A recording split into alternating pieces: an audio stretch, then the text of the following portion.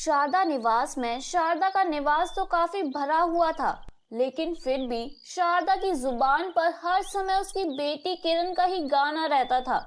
ऐसे ही एक दिन शारदा अपनी पड़ोसन शीला के साथ बैठकर बातें कर रही थी। अरे सच कहूँ तो आजकल की बहुएं कुछ काम नहीं करती, वो तो बस अपना और अपने पति का ख्याल रखती हैं। सास की तो किसी को परवाह ही नहीं होती। अरे ये कैसी बात कर रही है शारदा?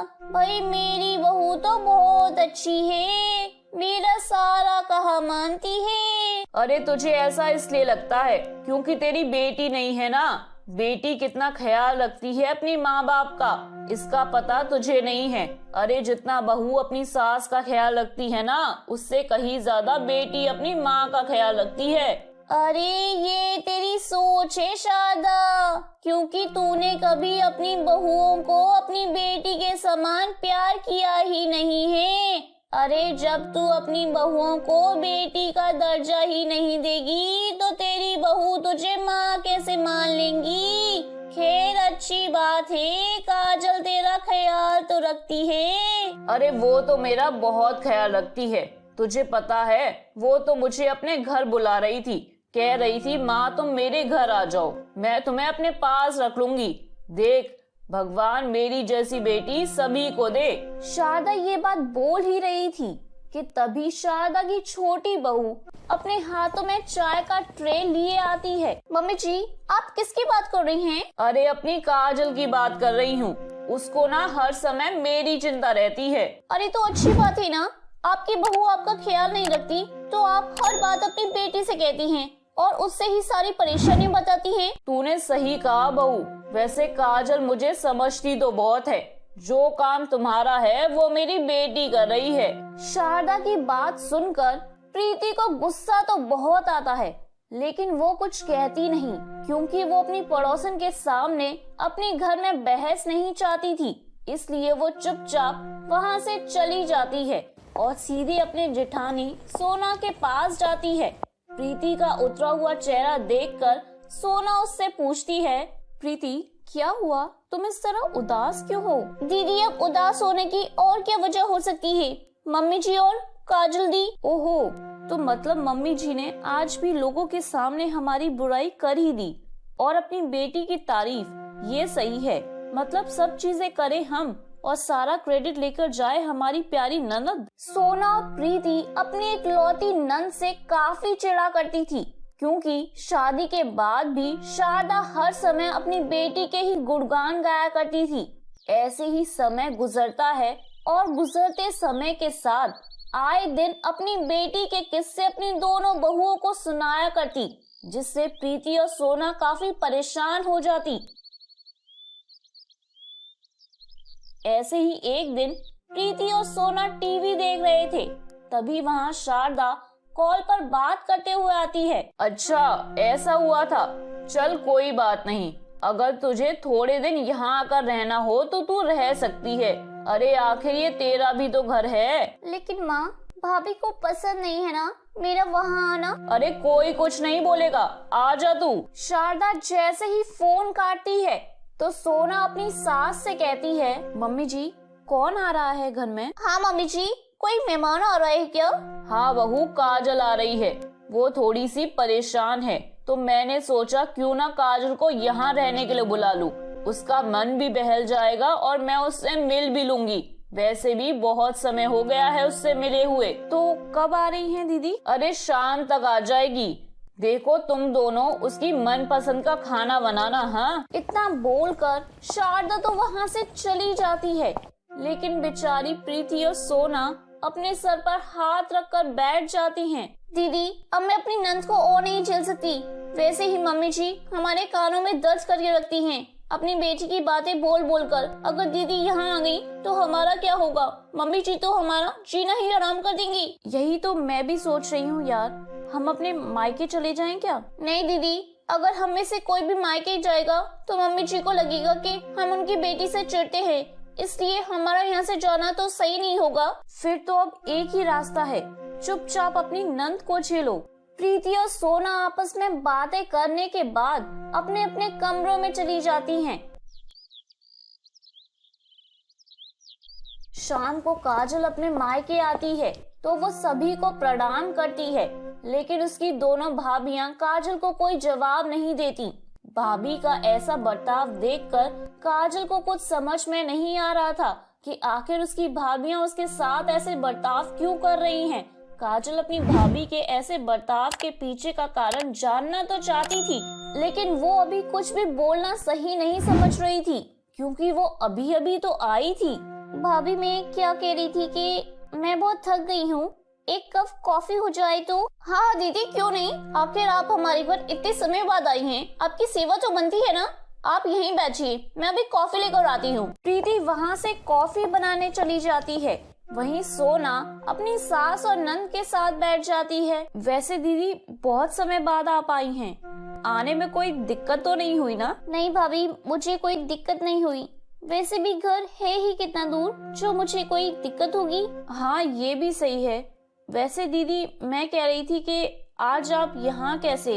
मतलब मैं इसलिए पूछ रही हूँ ना, क्योंकि आप यहाँ आती नहीं है ना, इसलिए। अपनी भाभी के मुंह से ऐसी बातें सुनकर काजल समझ जाती है कि उसकी भाभी उसके यहाँ आने से खुश नहीं है। भाभी, चिंता मत कीजिए, मैं यहाँ ज्यादा समय नहीं रुकूंगी, बस जल्द ही मैं यहाँ से चली जाऊंगी। अरे ऐसे कैसे जाएगी? इतने दिन बाद आई है, कम से कम एक हफ्ते रुक कर जाएगी। मैं भी देखती हूँ आखिर कौन तुझे यहाँ रहने से रोकता है। वो सब आपस में बातें कर ही रहे थे, तभी प्रीति हाथ में कॉफी लेकर आती है और अपनी नंद को देती है। कुछ घंटों बाद सभी खाना खाकर सो जाते हैं। ऐसे ही दिन गुजरता है और गुजरते समय के साथ शारदा अपनी बेटी से ही बात करती। एक दोपहर सोना अपनी सास और नंद को खाने के लिए बुलाती है। मम्मी जी, दीदी, दोपहर का खाना लग गया है, आप जल्दी से खाना खा लीजिए, नहीं तो ठंडा हो जाएगा। हाँ बहू, हम आते हैं, तुम चलो। शारदा सोना को वहाँ से जाने के लिए बोल देती है, लेकिन शारदा ने अपनी बहू को वहाँ से बाहर क्यों निकाला? बस यही बात सोना को हजम नहीं होती और वो पहुँच जाती है अपनी देवरानी के पास। प्रीति, हो ना हो, ये लोग कुछ गड़बड़ जरूर कर रहे हैं। तुम्हें पता है, अभी मैं मम्मी जी के पास गई थी उन्हें खाने पर बुलाने के लिए, तो मम्मी जी और दीदी दोनों ही मुझे देखकर चुप हो गए और मुझे बाहर भेज दिया। छोड़ो ना दीदी, अब जब वो दोनों हमें कुछ बताना ही नहीं चाहती तो हम क्या कर सकते हैं। आप उनकी बातों पर ध्यान मत दो और खाना खाओ, उन्हें भूख लगेगी तो वो खुद आ जाएंगे। प्रीति की बात सुनकर सोना अब खाना खाने लगती है। समय गुजरता है और गुजरते समय के साथ शारदा अब हर चीज में अपनी बेटी से सलाह लेती और ये देखकर प्रीति और सोना को बहुत गुस्सा आता।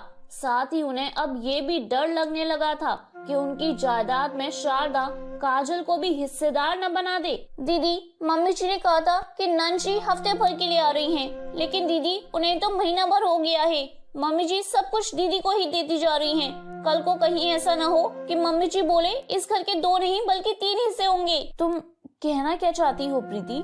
साफ साफ बोलो। अरे दीदी, मेरे कहने का साफ मतलब ये है कि जिस तरह से मम्मी जी हर चीज में नंद जी को पूछ रही है ना, उस हिसाब से अब इस घर के 2 नहीं बल्कि 3 हिस्से होंगे। ये क्या बोल रही हो तुम? प्रीति, तुम्हारा दिमाग तो ठिकाने पर है ना? भला दीदी इस घर में हिस्सा कैसे ले सकती हैं? तुम ना कुछ ज्यादा ही सोच रही हो। ठीक है, ठंडा पानी पियो और आराम करो, जाओ। दोनों देवरानी जेठानी आपस में बातें कर रही थी।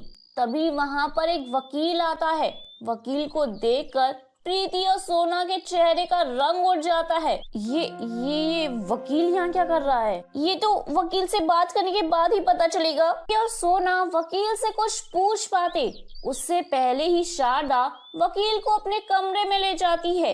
कुछ घंटे बाद जब वकील वापस जाने लगता है, तब सोना वकील से बात करती है। एक्सक्यूज मी सर, आप यहाँ क्यों आए हैं?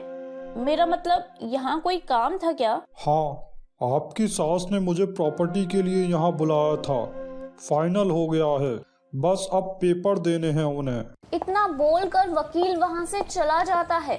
लेकिन वकील की ऐसी बातें सुनने के बाद प्रीति और सोना का पारा हाई हो जाता है, क्योंकि वो अपनी सास से कुछ कह नहीं पाती, इसलिए वो दोनों अपना सामान पैक करने लगती हैं। पर जब ये बात शारदा को पता चलती है तो वो अपनी बहुओं के पास आती है। अरे तुम दोनों का दिमाग खराब है क्या?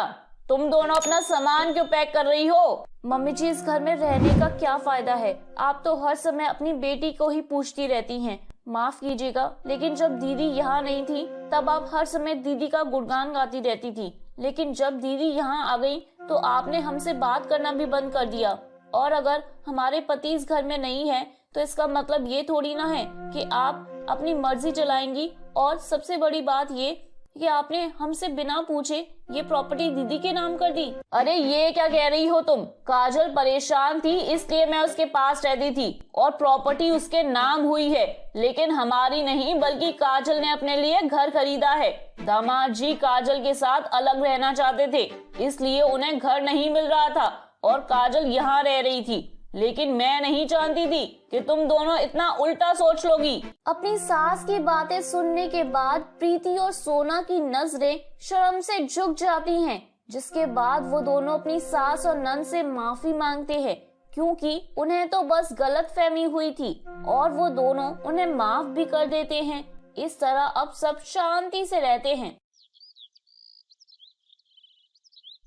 तो मेरे प्यारे दोस्तों, कैसी लगी आपको मेरी ये कहानी? मुझे कमेंट करके जरूर बताएं और अपने दोस्तों के साथ शेयर करें। अगर आपने मेरे चैनल को अभी तक सब्सक्राइब नहीं किया है तो नीचे वाले बेल आइकन को दबाकर सब्सक्राइब कर लें। तो मिलती हूँ मैं आप सभी से फिर एक नई कहानी के साथ। तब तक आप अपना ध्यान रखिए। बाय बाय दोस्तों।